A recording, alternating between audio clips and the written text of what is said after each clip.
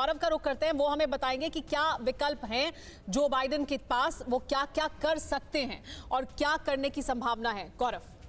बिल्कुल, तो Joe Biden के पास जो विकल्प है उनमें सबसे बड़ा विकल्प उनके पास सुमेरा आर्थिक प्रतिबंधों का है। और जो अभी जानकारी आ रही है वो ये कहती है कि मदर ऑफ ऑल सैंक्शंस, यानी अभी तक के सबसे बड़े प्रतिबंध रूस पर लगाए जा सकते हैं। ऑलरेडी 2014 में जब क्राइमिया हुआ था तब उन पर प्रतिबंध लगाए गए थे, लेकिन अब उससे भी बड़े प्रतिबंध। आइए जल्दी से आपको बताते हैं। वित्तीय लेन देन पर रोक, ये केवल एक लाइन नहीं है, ये रूस की अर्थव्यवस्था तोड़ देने वाला ये ऑप्शन है। उन पर अगर स्विफ्ट सिस्टम से उनको हटा दिया गया सुमेरा, जो कि 200 देशों के 11,000 बैंक जिसमें रोजाना करीब 5 लाख से ज्यादा ट्रांजैक्शन करते हैं, तो रूस की जीडीपी करीब 5% से ज्यादा नुकसान सहेगी।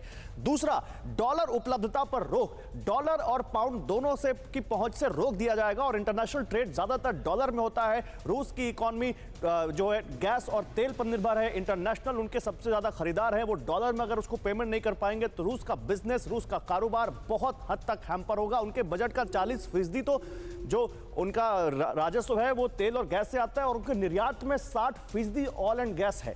देखिए, तेल गैस सप्लाई चेन पर रोक, जो मैं आपको बता रहा था, रूस के राजस्व का 40% तो है, लेकिन जो उनका एक्सपोर्ट है वो करीब 60% है।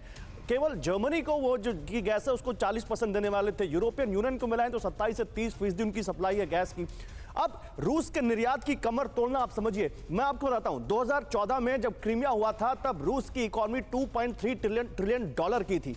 आज रूस की इकोनॉमी करीब 1.7 ट्रिलियन डॉलर की है, क्योंकि ऑलरेडी बहुत सारे सैंक्शंस उन पर लगे हुए हैं। लेकिन अब अगर उनके ऊपर और सैंक्शन लगाए गए रशियन इंडिविजुअल्स पर, रशियन कंपनीज पर, रशियन डिप्लोमेट्स पर, तो फिर दुनिया के दूसरे देश उनके साथ कारोबार नहीं करेंगे और इससे रूस की इकोनॉमी को और भी ज्यादा नुकसान होगा। मिलिट्री एक्शन क्या हो सकता है? देखिए, नेटो दो तरह के एक्शन ले सकता है। या तो 1938 में जिस तरह से हिटलर को चेकोस्लोवाकिया का थोड़ा सा इलाका दे दिया गया था ताकि हिटलर शांत हो जाए, वो हो, या फिर भारी मिलिट्री एक्शन हो। तो ये हो सकता है। यूक्रेन को भारी सैन्य साजो सामान दिया जा सकता है। हालांकि नेटो कंट्री नहीं है तो किस हैसियत से ये देश आएंगे ये देखना होगा, क्योंकि यूक्रेन नेटो में अभी भी शामिल नहीं है। दूसरा, यूक्रेन को तुरंत नेटो में शामिल किया जा सकता है और उसके बाद नेटो कंट्री कोई बड़ा मिलिट्री एक्शन ले।